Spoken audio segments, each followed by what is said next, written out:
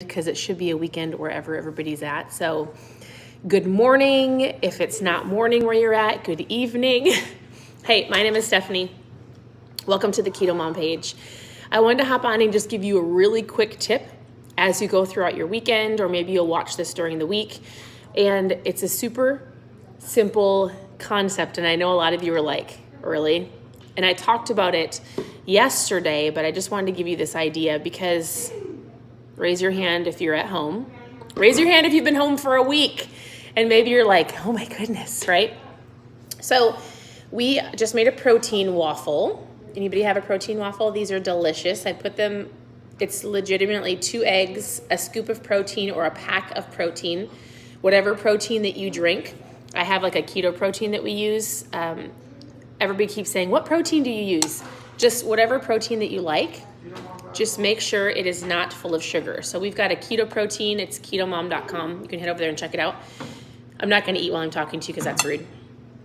But so that's how we're starting off our morning. So we got up, we went for a walk, we did a little workout.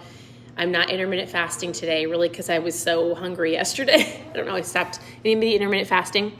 So where are you tuning in from? I would love to know mindset-wise, where are you at? How are you feeling? And what are you doing to stay positive and motivated? Like, what are you personally doing to keep your mind right, to, keep making better choices? And so something I'm going to tell you is I want you to keep this one sentence right here and legitimately post it all over your house if you need to. Get out some Post-it notes, get out a pen, a marker, and write this and put it on your fridge, put it on your microwave, put it on your stove, put it anywhere. Like right over here is the kitchen. Well, we're in a kitchen, but like the snacks are over there.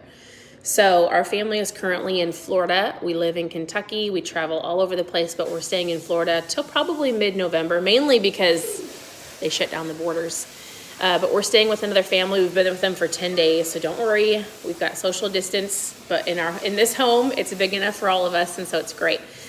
So anyways, how are you staying motivated? And so something that I was telling a whole bunch of you, because we chat back and forth, is this simple idea of, are you hungry? And the only thing I wanted to ask you and remind you and put it all over your house is before you grab the snack, before you grab and gravitate towards, because we're all in the house, right? Is, are you hungry? That's the question. And I know it sounds super simple, but think about, like, oftentimes people are watching TV, they're in their homes, they're in their kitchen all the time. All I want to say is, are you hungry? Right? And so when you walk in and open up the pantry or the fridge, think about this. And again, I know it sounds like a super simple concept, but my husband has been, you should come and tell them what you've been doing. So he's been tracking his food. No, come over here. Come and say hi. You want to eat your waffle, I know. Say 2 seconds. So he's been, like, you would say you naturally find yourself in the snack pantry, right? Not naturally. I mean, like, overeating. Like, he's been tracking his food, which he has not done for years. Why are you tracking your food? Because what gets measured, what gets managed. Yeah, and but so, why? Like, because it's important. It's interesting. A lot of people have some downtime, so they're having a lot of time for reflection. Some people are getting bored easily. They're not used to all of this margin in their time. And so what happens is when people get bored is they typically eat. Right. So I've been attempting to challenge myself to, whenever I get bored, I just go for a walk. I quickly do some push-ups. I go outside and do a 5-minute workout. Like, you break the pattern. And if you snap out of that pattern, that predictable pattern, and yesterday it's funny because I kind of got reprimanded in the snack bin because I've been tracking all my calories. I'm 6 days into it now, and I'm only doing it so I can know what's going in. Right. And then I wear this band to help me understand what's being burned all day long. Right. And so for me, it's like, all right, if I want to make sure that I don't gain the Corona-19, the C19, we're saying it. The C19, when you are released from your home, are you going to be the one that gains or the one that maintains?